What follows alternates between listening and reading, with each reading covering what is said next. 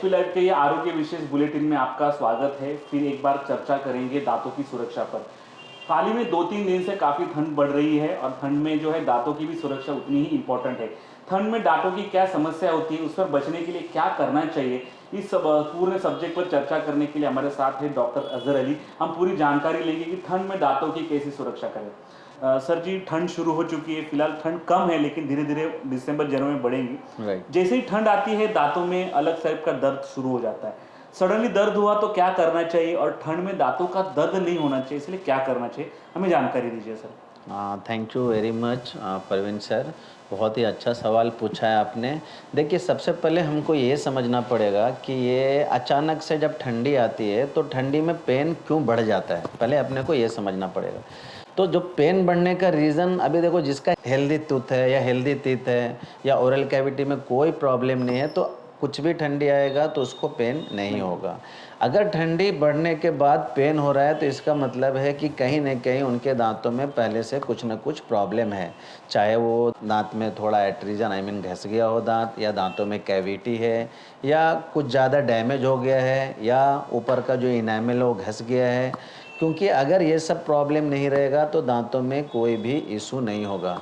तो इससे बचने के लिए तो सबसे आसान तरीका है कि साल में कम से कम 2 बार एक नॉर्मल कॉमन इंसान को डेंटिस्ट के पास जा कर के चेकअप ज़रूर करवाना चाहिए। और आजकल डेंटल क्लिनिक हर एरिया में अवेलेबल है, तो आप नियर बाई कोई भी क्लिनिक पे जाके आप डेंटल चेकअप करवा सकते हो। सर, ठंड आती है तो ठंड में बहुत सारे लोग आइसक्रीम्स अवॉइड करते हैं।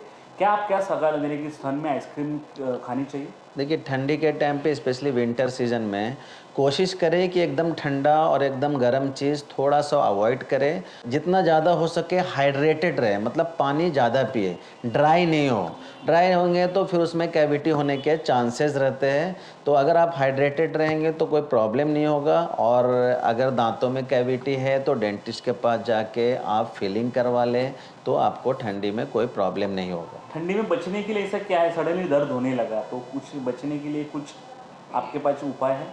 देखिए, ठंडी में इस प्रॉब्लम से बचने के लिए तो सबसे अच्छा ये है, अगर इमरजेंसी ऐसा कुछ हुआ कि मैं हूँ ऐसी जगह पे या रात में अभी हम डेंटल क्लिनिक नहीं जा सकते हैं, अगर कुछ ज़्यादा तकलीफ़ हो रहा है, तो सबसे पहले तो अवॉइड करें कि एकदम ठंडा और एकदम गर्म चीज़ आप यूज़ ही नहीं करें। ओके, क्योंकि ये करेंगे तो पेन है ना बढ़ जाता है इससे। ओके। सेकंड ये है कि अगर आपके पास में कोई भी पेन किलर अवेलेबल है, फॉर एग्जांपल क्रोसिन, पैरासीटामोल, कोई भी घर पे अवेलेबल है, तो एक मेडिसिन एज के हिसाब से आप जैसा कुछ भी ले सकते हैं टेम्परेरी रिलीफ के लिए। तीसरा है कि अचानक कुछ ऐसा प्रॉब्लम लग रहा है तो सेंसिटिविटी, अगर समझो दांत में झंझनाहट हो रहा है, सेंसिटिविटी हो रहा है, तो उसके लिए टूथपेस्ट अवेलेबल है। लाइक अभी सेंसोडाइन का ऐड चलता है, सेंसोफॉर्म है, ऐसे बहुत सारे टूथपेस्ट है। कोई भी टूथपेस्ट आप वहाँ पे अप्लाई करेंगे तो थोड़े देर के लिए आपको रिलीफ हो जाएगा। सर, कई लोग ऐसे रहते हैं कि साल भर में उनको ठंडा पानी पिए बिना उनकी प्यास नहीं बुझती, लेकिन ठंडी में क्या ठंडा पानी लेना चाहिए, और लेना चाहिए तो क्या डिग्री तक का? देखिए, अगर आप हेल्थ के हिसाब से बताएंगे तो ठंडा ऐसे भी अवॉइड करना चाहिए। ठंडी में स्पेशली और अवॉइड करना चाहिए, क्योंकि ऑलरेडी ठंडी है, उसमें और ठंडा लेंगे तो आपके ओरल कैविटी के साथ साथ हेल्थ पे भी इम्पैक्ट पड़ेगा। तो ठंडे को तो थोड़ा सा कंट्रोल करके अपने आप को संभालना चाहिए और अपने हेल्थ का ख्याल रखने के लिए कोशिश करना चाहिए कि एकदम ठंडा चीज़ों का सेवन ना करें।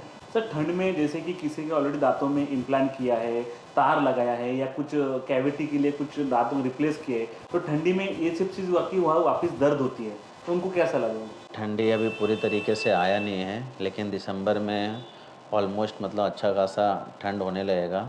तो ऐसे टाइम पे इंसान को या किसी को भी अगर समझो दांत का कभी भी प्रॉब्लम हुआ है और डेंटिस्ट के पास में ट्रीटमेंट कराया है, जिसमें आप रूट कैनाल बोल सकते हो, कैविटी में फिलिंग कराते हैं, डेंटल इम्प्लांट होता है, या ब्रेसेस का ट्रीटमेंट चल रहा हो, या किसी तरह का भी ट्रीटमेंट कभी भी कराया है डेंटिस्ट के पास या नहीं भी कराया है, ओके, प्रेफरेबली जिसने कराया है तो उनको चाहिए कि ऐसे ठंडी से पहले एक बार ज़रूर डेंटिस्ट के पास जाए और जा कर के कंसल्ट करे, एक बार चेकअप कराए, फॉलो अप कराए, ताकि कुछ भी मेजर इशू हो तो उससे हम बच सके। क्योंकि ऐसे चीज़ों में फिर से प्रॉब्लम होने के चांसेस ज़्यादा होता है एज़ कम्पेयर टू अदर्स।